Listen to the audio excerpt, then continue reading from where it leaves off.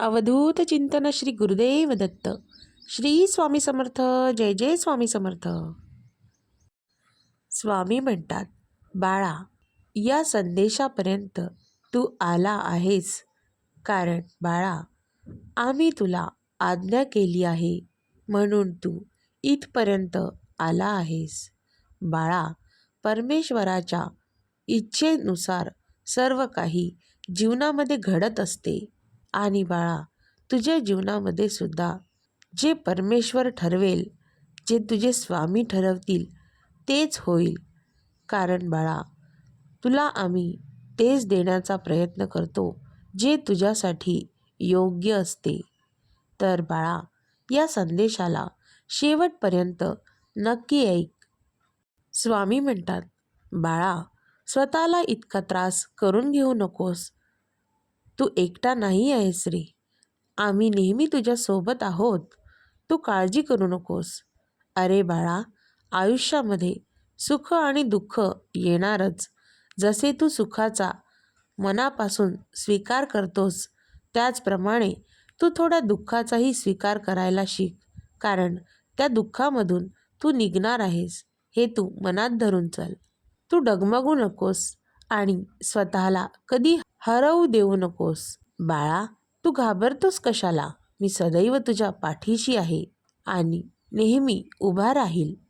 स्वामी म्हणतात, माझ्या प्रिय बाळा, मागील काही दिवसात जर तुझ्या इच्छा ह्या पूर्णत्वास आल्या असतील तर बाळा, कमेंटमध्ये श्री स्वामी समर्थ, जय जय स्वामी समर्थ असं लिहायला विसरू नकोस.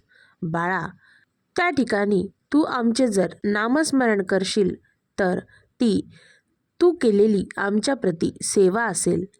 बाळा, तू नामस्मरणात कधीही खंडन करत नाहीस, आम्हाला ठाऊक आहे. परंतु बाळा, काही काळ हा होता तो निघून गेला. आता तुझ्या जीवनामध्ये इथून पुढे खूप काही चांगल्या बातम्या येणार आहेत. आनंदाचे क्षण तुझ्या जीवनात येणार आहेत. त्यामुळे काळजी करू नकोस. जीवनाचा फेरा हा असाच असतो. कधी सुख तर कधी दुःख हे मनुष्याला सोसावं लागतं. बाळा, ज्याप्रमाणे आपण दुःखात नैराश्य धरून राहतो, त्याचप्रमाणे सुखात आपण खूप आनंदी असतो आणि दुःखाचा विचारसुद्धा करत नाही. त्याप्रमाणेच बाळा, दुःखामध्ये सुद्धा सुखाचा विचार करावा. म्हणजे नकारात्मक ऊर्जा ही दूर होईल आणि सकारात्मक गोष्टी जीवनामध्ये घडताना तुला दिसू लागतील.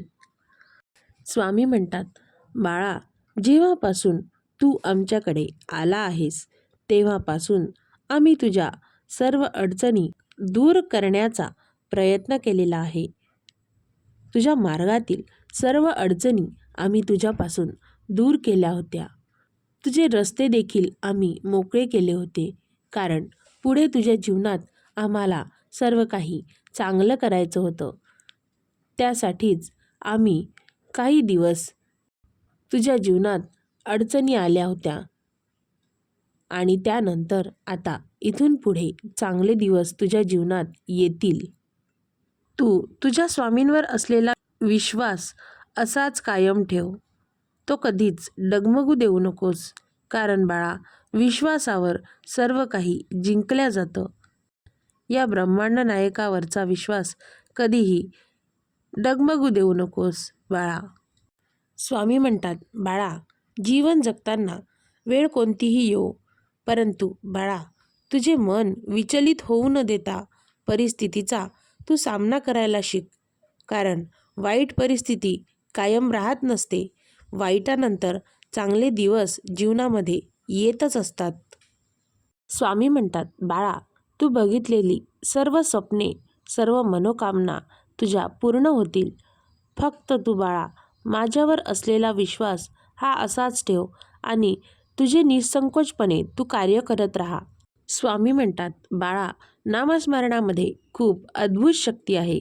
कारण बाळा, जीवन जगताना परिस्थिती कितीही कठीण असली तरी स्वप्न मात्र मोठी बघ. कारण काळ आणि वेळ या ब्रह्मांड नायकाच्या नामस्मरणाने नक्कीच बदलते. कारण तुझे स्वामी अशक्यही शक्य करतात. त्यामुळे त्यांच्यावर निस्सीम भक्ती कर.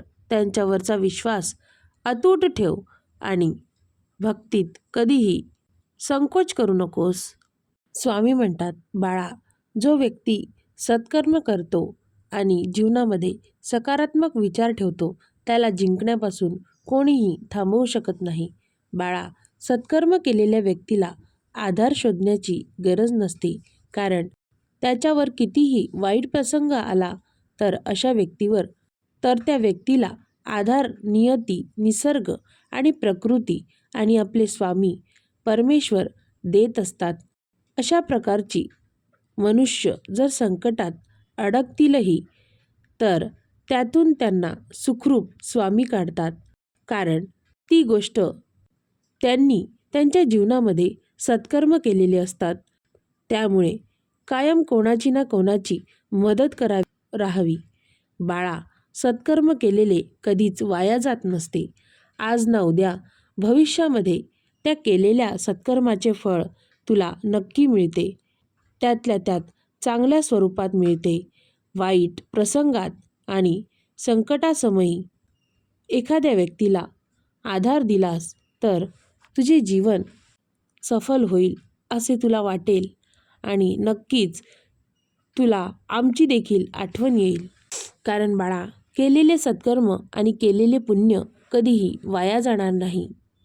स्वामी म्हणतात, बाळा, तू जर कोणत्याही अपेक्षेशिवाय कोणाचेही चांगले करण्याचा प्रयत्न जर करशील तर बाळा, नक्कीच तुलासुद्धा एक मोठे यश प्राप्त होईल. कारण जे लोक नेहमी फुले वाटतात त्यांच्या हातांना नेहमी सुगंध दरवळत राहतो. त्यामुळेच अपेक्षा जर त्या ठिकाणी ठेवली तर निराशा येते.